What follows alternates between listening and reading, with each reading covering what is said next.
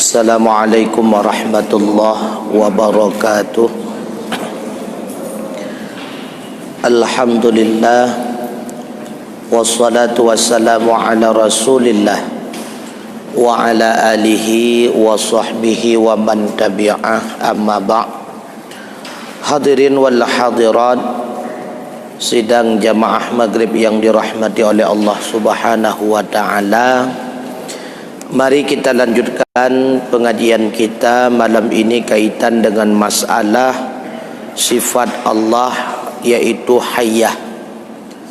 Bismillahirrahmanirrahim.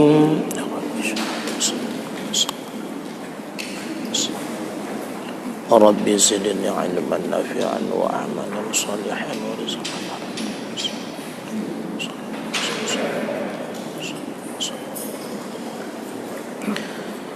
Sad wal hayatu wa hiya la tata'allaqu bi syai'in.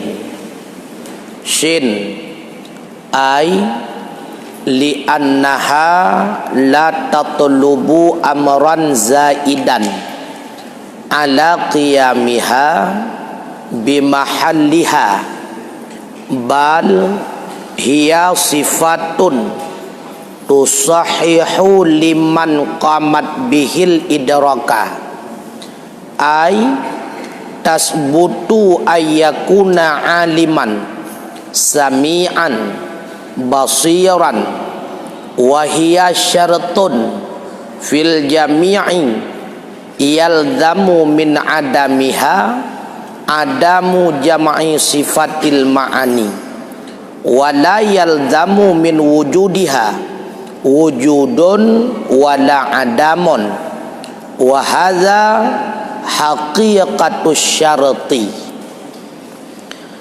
Dan bermula hayyah itu, dan bermula dianya hayyah itu tidak berta'alluq ianya hayyah dengan sesuatu. Artinya, karena bahwa sungguh hayyah itu tidak menuntut ia akan amran zaidan di atas berdirinya hayyah dengan zatnya hayyah. Bahkan bermula dianya hayyah itu satu sifat yang membolehkan bagi man yang berdiri ianya sifat dengan nyaman akan segala sifat idrak. Artinya, sebutlah bahwa ada ia nyaman itu alim, lagi sami', lagi basir. Dan bermula dianya hayyah itu syarat pada sekalian yang lazim daripada tiadanya hayyah oleh tiada sekalian pada wujudnya hayyah oleh wujud segala sifat ma'ani, dan tidak lazim pula oleh adam segala sifat ma'ani. Dan bermula ini syarat, itu hakikat syarat. Hayyah tidak berta'alluq kepada sesuatu, baik kepada yang maujud, artinya yang telah ada, ataupun kepada yang ma'dum, artinya yang tidak akan pernah ada. Makna tidak ta'alluq, tidak menuntut amran zaidan, tidak menuntut sesuatu yang lebih kepada zat. Berbeda dengan qudrah dan iradah. Berta'alluq qudrah dan iradah kepada mumkinat. Arti ta'alluq menuntut oleh sifat. Ketika sifat berdiri pada zat, amran zaidan, perkara-perkara yang lebih. Misalnya, ketika iradah berdiri pada zat, maka menuntut oleh sifat iradah tersebut kepada zat supaya zat itu menentukan apa saja yang perlu ditentukan. Ataupun kudrah, ketika kudrah berdiri pada zat, maka menuntut oleh kudrah kepada zat agar memberikan bekasan, mewujudkan sesuatu yang perlu diwujudkan. Begitu pula ilmu, ketika ilmu berdiri pada zat, menuntut kepada zat agar zat mengetahui apa yang menuntut zat agar mendengar apa yang perlu didengar. Basar, menuntut zat agar dapat melihat sesuatu yang perlu dilihat. Maka kudrah dan iradah itu ta'alluqnya ta'alluq ta'sir, hubungannya dalam memberikan bekasan tertentu.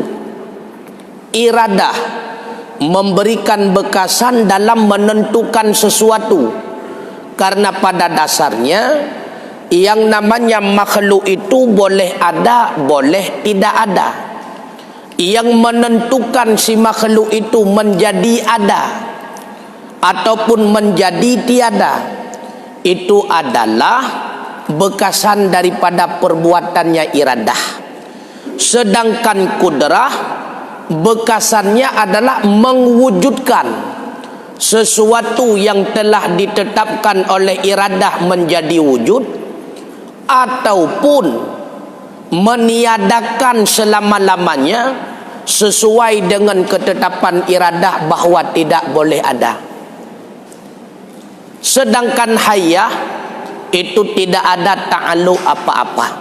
Artinya bukan ta'alluq taksir, bukan ta'alluq inkishaf, bukan pula ta'alluq dalalah. Kudrah iradah ta'alluq taksir, memberikan bekasan. Sedangkan ilmu itu adalah ta'alluq inkishaf. Dengan berdirinya ilmu pada zat, maka zat mengetahui segala-galanya. Basar ta'alluq inkishaf, dengan berdirinya sifat basar pada zat, maka zat dapat melihat segala-galanya. Sama ketika berdiri pada zat, maka zat dapat mendengar segala-galanya. Sedangkan kalam ta'alluqnya adalah ta'alluq dalalah. Sedangkan hayah itu tidak ta'alluq apa-apa. Ya, maka wa'lam, ketahui olehmu, annal hayatal hadisata laisat hiya ruha wala mulzimata laha aqlan bal yajtami'ani adatan wa yasihu iqtirakuhuma faqad khalaqallahu ta'ala al-hayata fi kathirin minal jamadati mu'jizatan au kiramatan min ghairi subuti arwahilaha kataslimi syajari alal mustafa wa tasbihil hissa fi kafihi sallallahu alaihi wasallam. Hayah itu tidak ta'alluq apa-apa. Hayah hanya sifat yang dengan adanya sifat tersebut pada zat, maka sahlah menurut akal zat tersebut memiliki sifat sama, zat tersebut memiliki sifat ilmu, zat tersebut memiliki sifat basar. Artinya menurut akal, apabila zat tersebut tidak memiliki sifat hayah, maka mustahil menurut akal zat tersebut dapat melihat, zat tersebut maha mengetahui, zat tersebut pula iaitu maha mendengar. Maka secara akal sehat, satu-satu zat dapat dikatakan maha mendengar, maha melihat, maha mengetahui, tentu zat tersebut mesti hayah. Tapi perlu diingat, tidak semua hayah itu harus memiliki ruh. dan tidak semua yang memiliki ruh itu pasti hayah. Artinya tidak semua yang hidup itu mesti adanya ruh, dan tidak semua yang ada ruh itu pasti hidup. Makanya kata musannif bahwa sungguh hayah yang hadis itu tidak ada ianya hayah yang hadis itu dengan ruh dan tidak melazimi baginya pada akal, bahkan berhimpun keduanya pada adat. Jangankan Allah, makhluk juga ada sebahagiannya hidup tanpa ruh. Ada ruh belum tentu hidup. Akan tetapi secara adat, makna adat sering takalan dalam kejadian nyata secara berulang-ulang, baru gekun udep benaroh uatean naroh udep gepenan. Tapi ketahuilah, ada yang hidup tidak ada ruh, dan ada ruh belum tentu hidup. Ya. Contoh seperti hidup tanpa ruh, seperti pohon kayu yang memberi salam alal Mustafa kepada Rasulullah. Pohon kayu yang memberi salam kepada Rasulullah, hidupnya itu bukan karena ruh, tapi mu'jizatan, karena mu'jizatnya Rasulullah. Contoh yang kedua, wa tasbihul hissa fi kaffihi sallallahu alaihi wasallam, seperti bertasbihnya anak batu di dalam telapak tangan Rasulullah. Itu pun bukan karena ruh, tapi karena mukjizat. Maka setiap yang hidup belum tentu karena ruh, dan ada ruh belum tentu ada hidup. Contoh ada ruh tapi tidak ada hidup, kata kita seperti mati suri. Mati tunggu. Jantung hana udip, menyelam ruang ICU misalnya, memang kamu garih bak komputer. Takalan bibit mati, tapi ruh masih ada. Jangan bet salah mufhum. Pukul malaikat maut salah getariknya wong, sehingga payah culak bak salam maka diudip laikon. Maka ada yang hidup belum tentu ada ruh, dan ada ruh belum tentu dia itu hidup. Itu makhluk, apalagi Allah.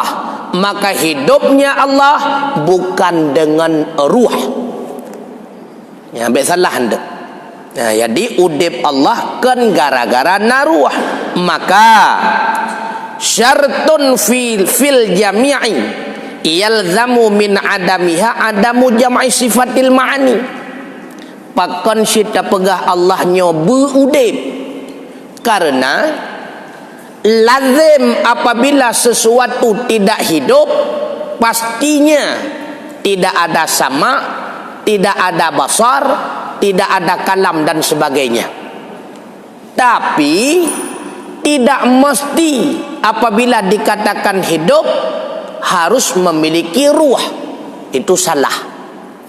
Yang pastinya apabila tidak hidup, pasti zat tersebut tidak memiliki sama mendengar, tidak memiliki basar melihat, tidak memiliki ilmu mengetahui. Karena menyet padana sama, padana basar, padana kalam menyet. Akan tetapi tidak lazim daripada wujudnya oleh wujud segala sifat ma'ani, dan tidak lazim pula oleh tidak ada sifat ma'ani. Apabila ada hayah ada, bit udip, ahwate kana udip bak zat tersebut, pekeh zat tersebut mesti memiliki sama, belum tentu. Mesti ada basar, itu pun belum tentu. Mesti ada ilmu, itu pun belum tentu.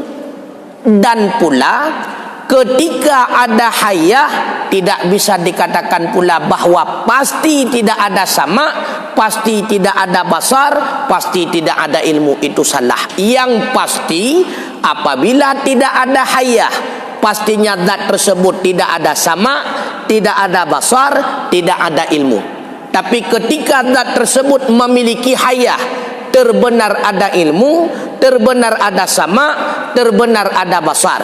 Terbenar pula tidak ada ilmu, tidak ada sama dan tidak ada basar. Itu kaidnya makhluk, bukan Allah.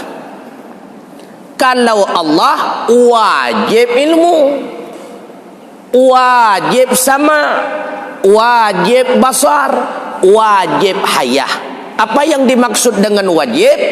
Ada sama bagi Allah, bukan karena hilang tuli, tetapi ada sama bagi Allah karena tidak boleh ada tuli. Ada basar bagi Allah bukan karena hilang buta, tetapi ada basar bagi Allah karena tidak boleh ada buta. Ada ilmu bagi Allah bukan karena hilang jahil, tetapi ada ilmu bagi Allah karena tidak boleh ada jahil. Begitu pula ada hidup bagi Allah bukan karena hilang mati, tetapi ada hidup bagi Allah karena tidak boleh mati. Maka bagi Allah lazim malzum. Ketika dikatakan Allah sama, Allah basar, Allah kalam, pastinya Allah itu hayah. Ketika dikatakan Allah itu hayah, dengan sendirinya wajib sama, wajib basar, wajib kalam, ilmu dan sebagainya. Kemudian was-sam'u wal basaru muta'alliqani bi jami'il mawjudati, dan bermula sama dan basar itu berta'alluq keduanya dengan sekalian mawjud.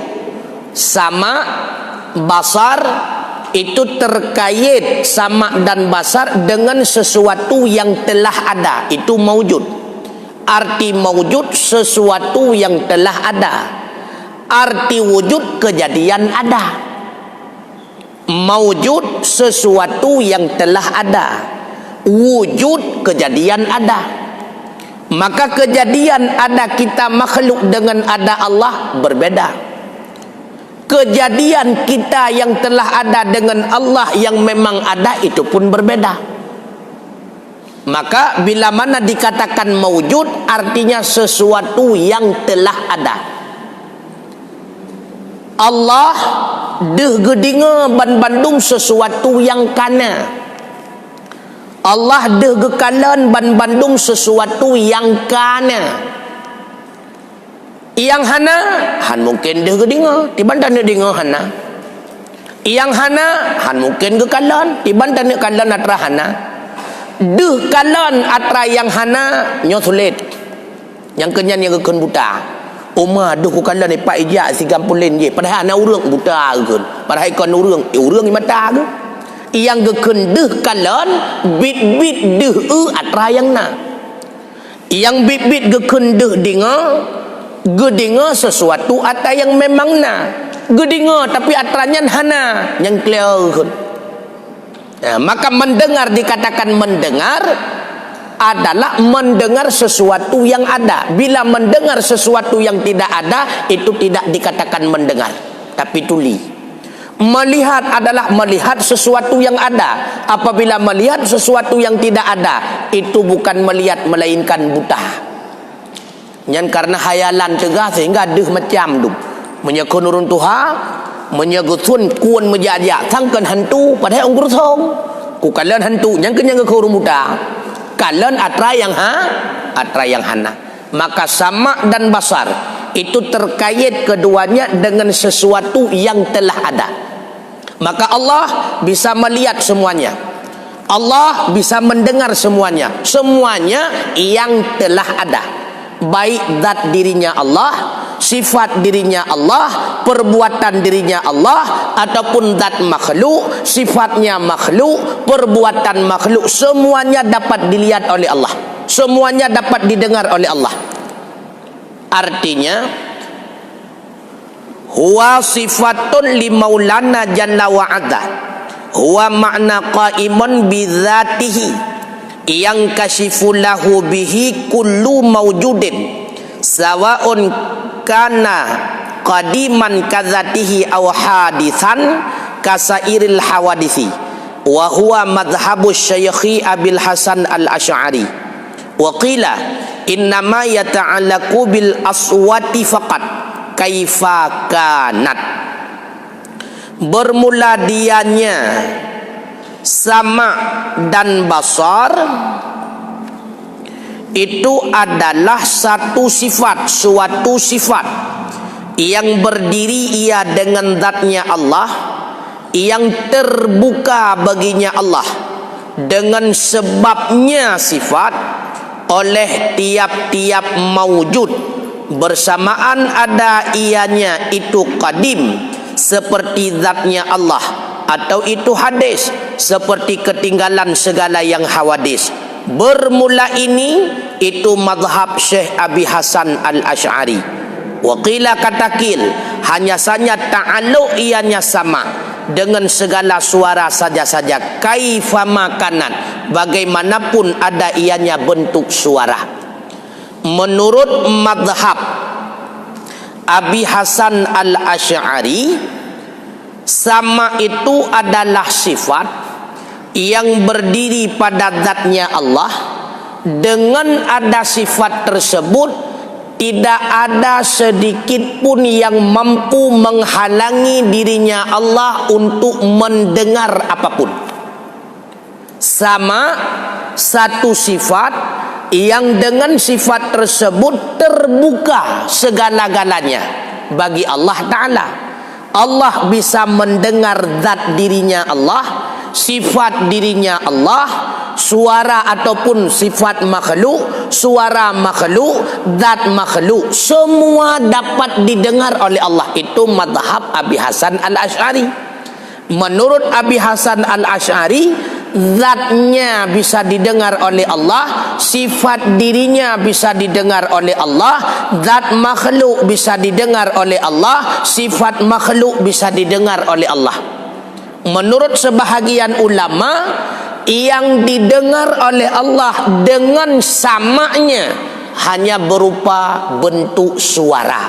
Terserah apakah suara itu tersembunyi menurut kita manusia ataupun tidak kita sembunyikan. Artinya berbagai macam bentuk suara, apakah kita sembunyikan atau tidak kita sembunyikan, semuanya inkishaf, tidak ada halangan bagi Allah untuk mendengarnya. Artinya bisikan hati walau tersembunyi bagi makhluk yang lain, tapi bagi Allah itu tidak tersembunyi. Maka yang wajib bagi tanya putra tak ikut, Allah sama dapat mendengar. Sedangkan masalah apakah Allah bisa mendengar zat atau tidak, atau cuma sebatas Allah mendengar suara, ini khilafiyah. Yang hana wajib bagi tanya. Yang wajib bagi kita, kita yakini Allah sama bisa mendengar segala-galanya. Sedangkan basar adalah sifat yang berdiri ia dengan zatnya Allah yang maha tinggi, yang terbuka baginya Allah dengan sebabnya sifat oleh tiap-tiap maujud, bersamaan ada ia itu qadim atau hadis. Dan bermula ini dengan tanpa khilaf di antara para imam. Basar satu sifat yang berdiri pada zat Allah, dengan adanya sifat tersebut Allah dapat melihat segala-galanya. Segala-galanya yang maujud, artinya yang benar-benar telah ada, maka semuanya dapat dilihat oleh Allah. Allah bisa melihat zatnya, Allah bisa melihat sifatnya, Allah bisa melihat perbuatannya, Allah bisa melihat zat makhluk, bisa melihat sifat makhluk, bisa melihat perbuatan makhluk. Yang dilihat oleh Allah hanyalah maujud, sesuatu yang benar-benar ada. Makdum tidak mungkin bisa dilihat, lagi ada pegah menang. Menyegekanlah oleh Allah Ta'ala atra yang bibit hana, berarti Allah buta. Yang konduh kalon remang-remang pada haikon, yang kan buta ke kan? Nah, maka yang dilihat oleh Allah maujudat, sesuatu yang benar-benar ada. Apapun yang telah ada, semuanya bisa dilihat oleh Allah. Pekut tanuk som hantu som ba Allah, hanata som lebih-lebih lo hantu som. Makanya tidak ada tempat bersembunyi pada Allah. Mandung degekalon deku. Oleh karenanya wa ma'nal muta'alliqani at-talibani bil inkishafi li jami'il mawjudat. dan bermula makna ta'alluq sama' dan basar itu menuntut oleh kedua sifat tersebut bil inkishaf, dengan mengetahui segala-galanya, baik lewat basar melihat ataupun sama mendengar tanpa halangan. Itu arti inkishaf. Nah, yang terhalang bagi Allah sehingga hadir kekala oleh Allah, hana. Nah, yang terhalang bagi Allah sehingga hadir mendengar oleh Allah, hana. Maka tidak ada yang mampu menghalangi. Li jami'il maujad, seluruh sesuatu yang telah ada, semuanya bisa dilihat oleh Allah, semuanya bisa didengar oleh Allah. Walaisa sami Allahu biudunin, dan tidak adalah pendengarannya Allah itu dengan telinga kon ngon un punyung. Ikatanya pakon terbatas karena alat mendengar alat yang memiliki keterbatasan. Wala simakhin, bukan dengan gendang telinga kon nganu punyung gemendengar. Itanya pakon terbatas karena menyebacut dawa punyung kahandu tadi dengar sapu. Karena lewat alat terbatas, makanya yang kita dapati pun terbatas. Allah tidak memiliki telinga. Menya Allah na punyung, berarti Allah bukan kaya, masih butuh kepada alat, berarti masih terikat dirinya kepada sesuatu. Hana kaya gitu. Allah hana perlu ke on punyung, hana perlu ke gendang telinga dan sebagainya, hana butuh. Makanya inkishaf, terbuka segala-galanya bagi Allah. Itanya kan inkishaf dulu. Duh tadi karena tak penga. Duh tak kalon karena tatip usahakan kalon.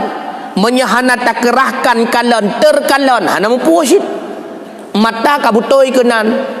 Tapi karena hanata perhatikan tetap hendu. Punyung memang tehah karena hantar tim kerahkan untuk bibit tak penga hendu tadi nunggu. Punyung kahana punyung tutup boleh katanya kecuali datuk mendung tehah, tapi naik hanang depua putra kepegahannya anu padahal punyung tu peng menan tapi hanang depua mata wada katanya tahu menan tapi ke taga ketri katanya padahal kau ngecicak tahu. Makanya ada yang terlihat, ada yang terlihat tapi belum tentu dapat dilihat, terka tapi handu. Ada yang terdengar tapi belum tentu dapat didengar. Ya, enggaklah. Allah beda. Walaisa basaruhu bihadaqatin wala ajfanin, dan tidak melihatnya Allah itu dengan mata hitam. Beda ngetanya mata kemalan dengan mata hitam. Wata kaputih hanya mata hitam mubohlu agakun. Handule Allah kan ngenyan ke kemalan. Pusit na mata dra gahana. Wala ajfanan, dan tidak pula Allah melihat dengan pelupuk mata. Menyeka dengan mata pun dengan pelupuk mata ke kalan kan. Laisa kamislihi syai'un wa huwa samiul basir.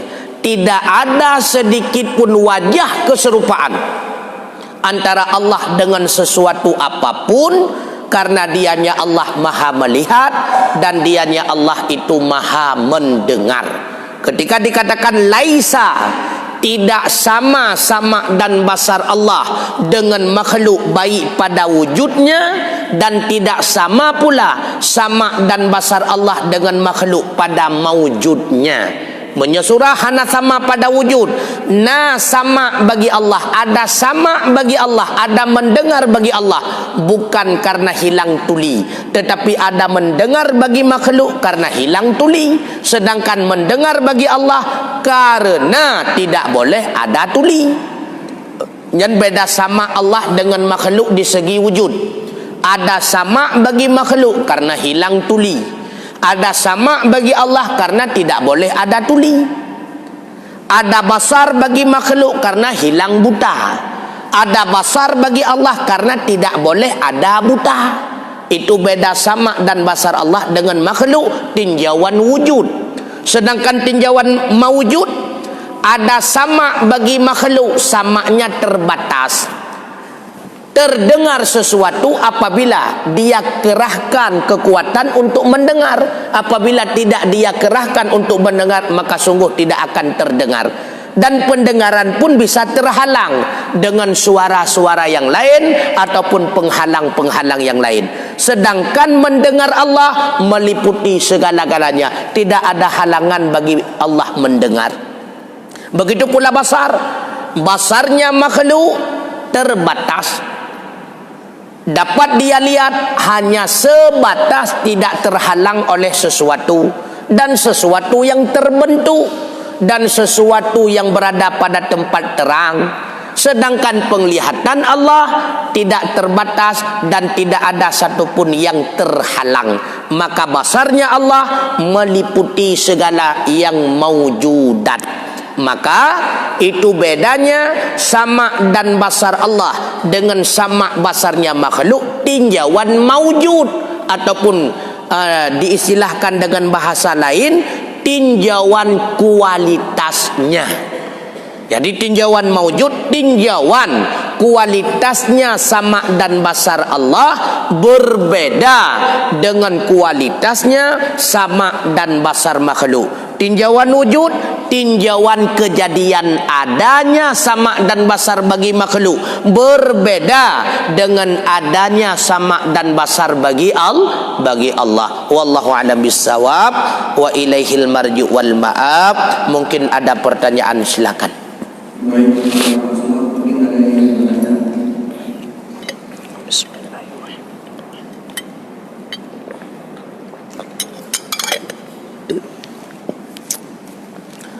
Nah, yang perletannya hana kami mempomendoma selainnya mungkin masalah lain, baik masalah tauhid ataupun bebas putrana, silakan. Selain masalahnya putrana pertanyaan.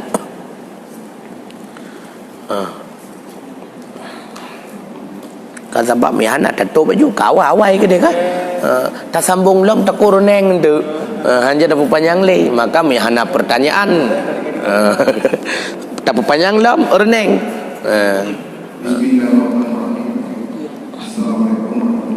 Waalaikumsalam warahmatullahi wabarakatuh.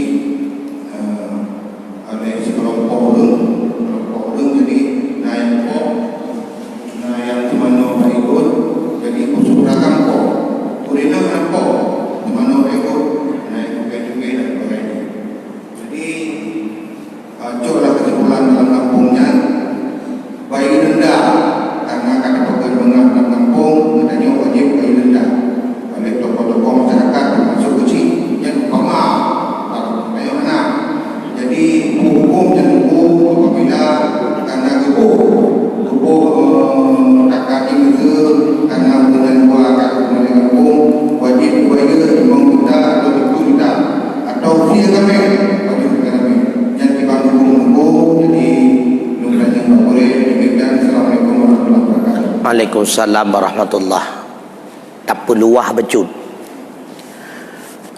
Seorang perempuan yang berzina apabila memiliki suami, sedangkan dia berzina, suami tidak mengetahui, maka si perempuan ini namanya nusyud. Si perempuan ini nusyud. Semua amal kebaikan yang pernah dilakukannya Allah berikan kepada suaminya. Begitu pula semua amal kebaikan yang pernah dilaksanakan oleh si laki-laki yang berzina dengan perempuan tersebut diberikan oleh Allah kepada suaminya. Apabila laki-laki ini memang bejat, artinya tidak pernah melakukan kebaikan, maka semua dosa si suami diberikan kepada laki-laki penzina. Itu syarat apabila suami tidak mengetahui. Tetapi apabila suami mengetahui, tak membiarkan, malah memerintahkan, nyokana kejadian bak kota-kota raya sit geyuwa ia harkat bak perumah nyan suami dayus karena membiarkan istri dalam maksiat. Dayus, jangankan masuk syurga, bau syurga pun tidak akan pernah dia rasa. Dayus tamong bak masalah lam gampung kalih getetapkan berupa diat, had, ataupun bayaran kadar 5 juta menyenau rum zina ataupun 2 juta menyawak luar mudina gampung tanyo 10 menyawak dalam mungkin 5 na dispensasi becut nyan pakiban tengku jeut jeut. Inilah yang namanya al-adatu muhkamatun. Keputusan adat bisa dijadikan sebagai ketetapan suatu hukum, syarat adat yang tidak bertentangan dengan agama. Kalau sepakat mandu masyarakat, tujuan pokok ditetapkan denda tersebut agar tidak terjadi keaiban zina di kampung tersebut. Nyo tujuan. Tapi tetapna maka bayar denda jeut yang hanjut ke pribadi. Artinya bayar ke kampung pakai untuk maslahah kampung. Baik itu ja anu mudan he menyahang ke bayar ku lapor, menyah ke bayar hana jadi lapor, nyan ancam geun, nyan rampok geun. Ataupun menyah hana merempak giliran ji baru lapor. Menyah je ketazian. Biasalah hendak menyana giliran ke ji hana jadi lapor, nyan pasai hanya ketazi.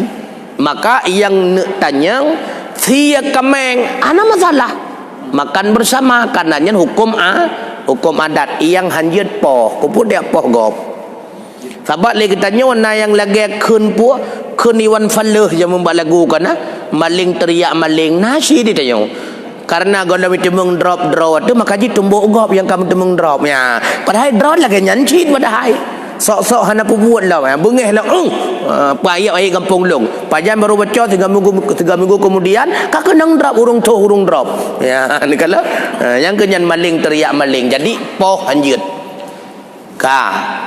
untuk cok hukum adat juga semanong lagi menawanya hana masalah yang baik poh hanjut poh hana hak katanya yang hak cok hukuman pukul rajam ataupun jilid itu hak hakim.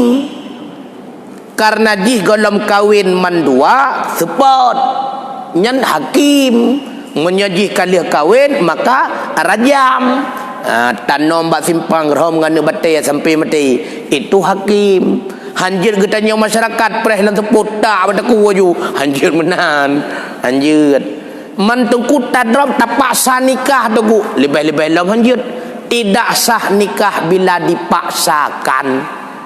So dipaksakan si laki-laki tiban dapat saji gop hansah bentu pe lasah kapaksa nyo muyah kate menikah malam nyo kukoh teku kamu rame-rame tapi nikah laju nikah dalam keadaan terpaksa orang yang menerima nikah maka nikah tidak sah bandingan seperti talak dalam keadaan terpaksa talak itu pun tidak jatuh maka berdegah-degah ataupun kali ataupun nikah karena hana sah iwa malamnya getanyo ikut mendukung awak nyan muzina long kamu musibah tekedi hamil menyai tanggungjawab kahum je ataupun nikah lain takut malamnya iwa berpindah menikam dalam rahimnya si perempuan sehingga kagadah istigam nyan so tanggungjawab anaknya maka hanjat paksa tu tetap bayar denda melakukan pugukun menetapkan hukum adat bayar denda yang laganya jeut dengku jeut hana masalah hana haramlah agama